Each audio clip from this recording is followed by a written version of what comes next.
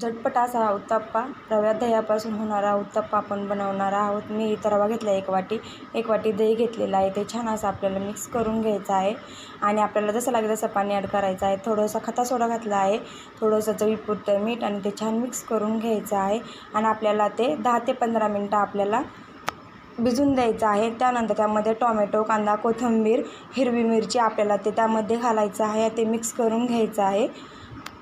ते छान असं मिक्स करून घ्यायचं आहे आणि मी इथं आता पॅन गरम करायला ठेवलेला आहे। मी इथं आता उत्तप्पा त्यावरती घालणार आहे। छान असा उत्तप्पा माझा इथं तयार झालेला आहे। त्या कढईने आपल्याला तेल सोडायचं आहे आणि त्यावरती मी कांदा लसूण मसाला घातलेला आहे। त्याने टेस्ट खूपच छान येते।